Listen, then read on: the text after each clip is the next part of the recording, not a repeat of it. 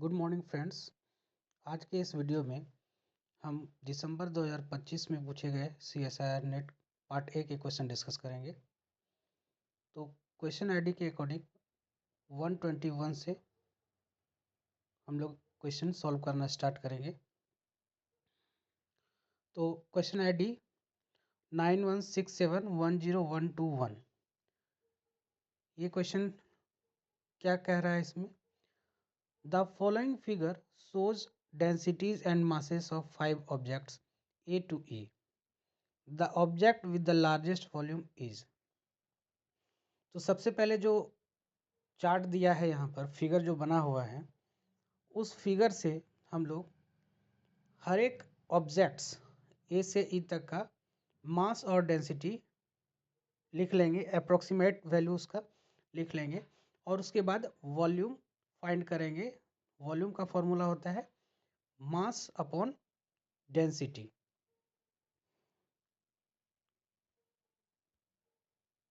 तो देखिए हमने यहाँ सॉल्व कर रखा है।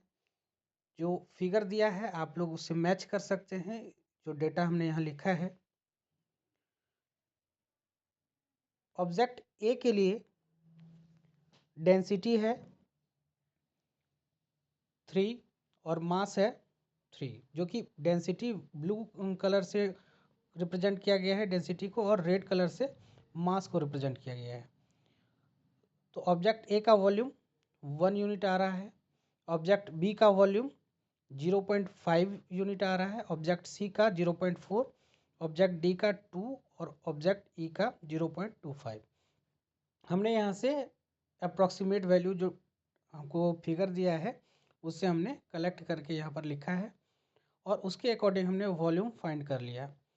अब जो भी वॉल्यूम आया है उसमें से जिसका वैल्यू लार्जेस्ट है, जो लार्जेस्ट वैल्यू है वही ऑब्जेक्ट मेरा करेक्ट आंसर हो जाएगा। तो यहाँ लार्जेस्ट वॉल्यूम किसके कॉरस्पॉन्डिंग आ रहा है? ऑब्जेक्ट डी के कॉरस्पॉन्डिंग। तो करेक्ट आंसर हमारा क्या होगा? ये डी है, ऑप्शन 3।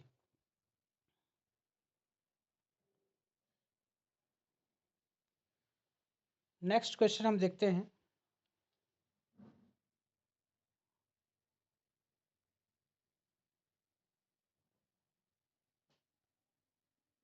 क्वेश्चन आईडी है 9167102122।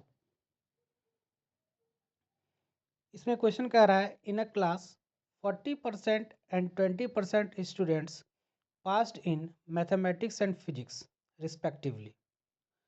मतलब मैथमेटिक्स में जितने स्टूडेंट पास हुए हैं उसका परसेंटेज दिया हुआ है 40%, और फिजिक्स में जितने स्टूडेंट पास हुए हैं उसका परसेंटेज दिया है 20%।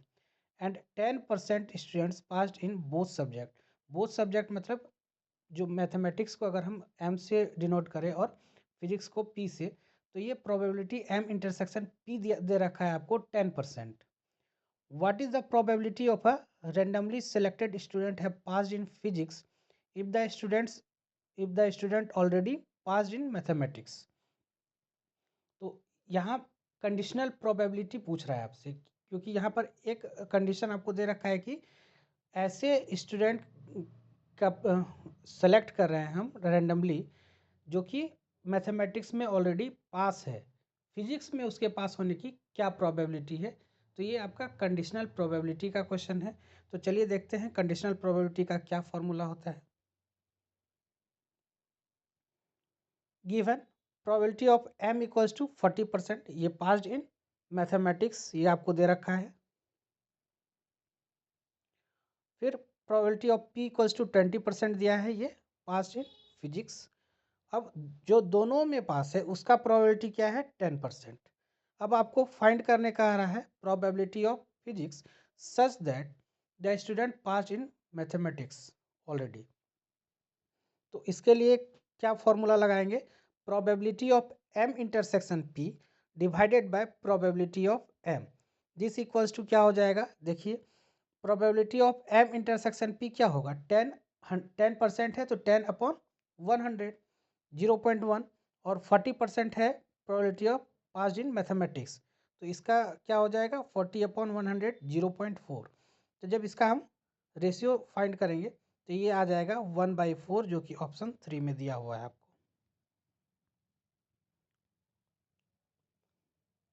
अब नेक्स्ट वीडियो में हम आगे इसमें जितने भी क्वेश्चन हैं पार्ट ए के, उस सारे क्वेश्चन को हम डिस्कस करेंगे।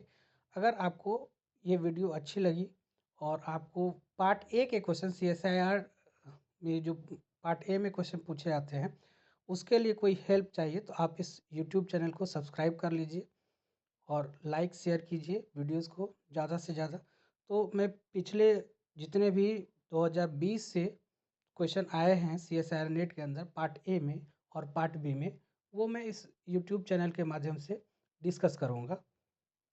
Thank you.